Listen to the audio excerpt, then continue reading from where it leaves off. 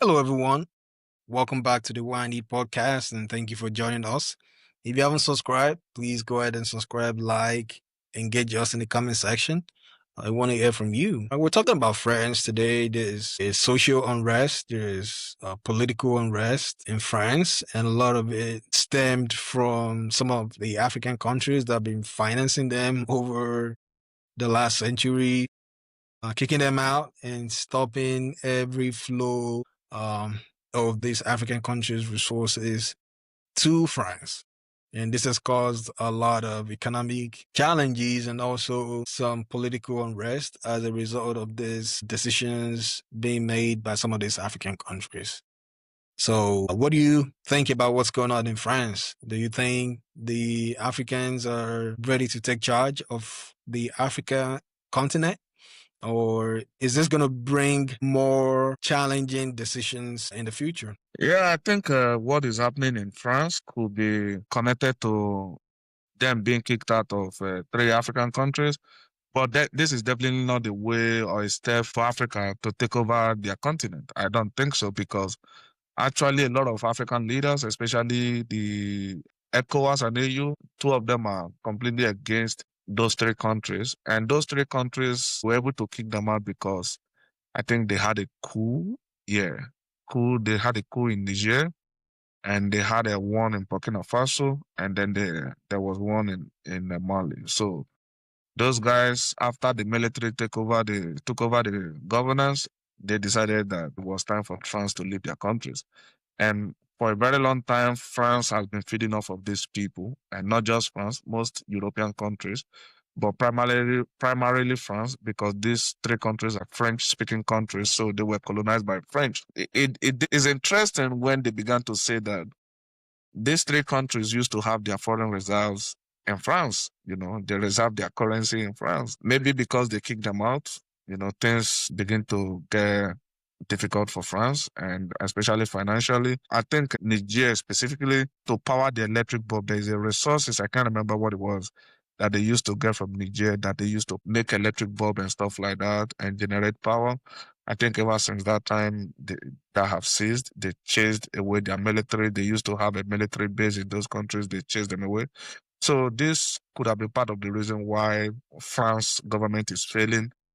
In fact, essentially last week it collapsed. It was reported that it collapsed, and there has been protest and there has been unrest. And I hope this is a sign for something good to come. Yeah, you would think the ECOWAS committee will be there to look out for the Africans. But it looks like they're not truly set up to take care of the people in Africa. They're there to do what the colonizers tell them to do. 6 African countries that have told France military to get out of their countries: Mali, Burkina Faso, Niger, Chad, Senegal, Cote d'Ivoire. So, I mean, these countries are basically decolonizing their country, and you can't really blame them for doing that. If you've been in a relationship for 10 years, 20 years, 30 years, and the relationship is not working, the best thing to do is to get out of the relationship. And this is what these 6 African countries are starting to do. They've been in relationship with France for a very long time.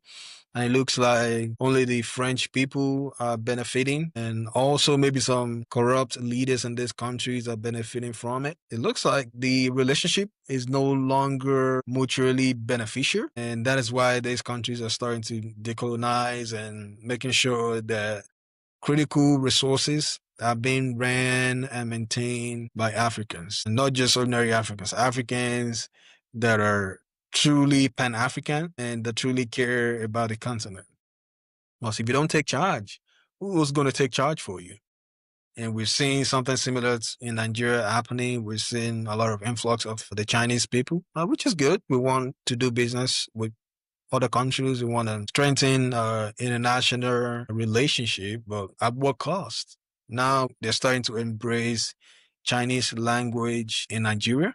But is this a way for China to come in and colonize Nigeria again? Because some of these African countries, they're gravitating towards Russia, they're gravitating towards China and towards Turkey, and they're boycotting France as a whole. But uranium is in Niger, and it looks like it's one of the rare mineral resources that France has been benefiting from over the years. And these countries have requested from France to get a fair relationship, fair trade, but it looks like it's not happening. But due to geopolitical alignment, some of these countries have been taken over by military rules and things are starting to change. And it looks like the people in these countries are supporting this realignment. So is this a way to see many more of this to come? Because in Africa, it looks like this democracy of a thing hasn't worked. And the folks that are looking to change it are the military guys. And they're going in and kicking external influences out of the country in order to make the country work for the African people. Yeah, and I think recently Senegal basically kicked them out too. So I hope this lead to something very, very good, something very significant. But it looks like for some of these countries, and even before they kick them out, these countries have been battling with insecurity. But all of a sudden, when they kick them out, there has not been mention of insecurity. It looks like they are at peace now. So it makes you wonder, could it be that these people they capitalize on insecurity to frustrate these, countries? And only God knows because that information we are not privy to it. We maybe their major way of operating is ensuring that this may never know the answer but they know how to operate, and then countries continue to battle with insecurity, and give the people of the country reason to keep them and their military and just siphon and milk these countries to the tea. So this happened before in Congo with King Leopold III from Belgium. Basically used the resources, rubber. At that time, rubber was, the main resources basically used all the money from rubber to develop Belgium. In fact, up until recently, there were a lot of people in Congo, with either with no hands or no legs because the man was brutal. He dealt with Congo with iron fist. So this is not the first time, and I hope that this is going to help Africa. At least for some of them that are ready. I know definitely Nigeria is not ready.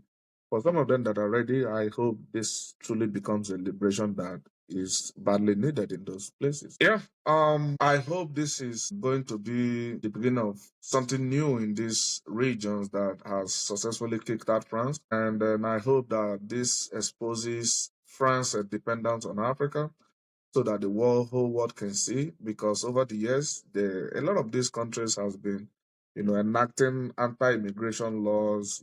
Basically they come to Africa, pilferage Africa, steal our resources, take our resources. They use it to go develop their places, and then at the end of the day, they want to preach about visa restriction or immigration control, which I don't see sincerity in that. So I hope this truly exposes France's economy and their dependence on African resources. Let us know what you think. Do you think that the current happening in France, vis-a-vis the protests, since Macron has been in power, he have had about 6 prime ministers. So let us know what you think. Is this as a result of them being kicked out, from Africa, or this is just their internal politics at play? Let us know what you think in the comment section, and we'll be happy to read your comment.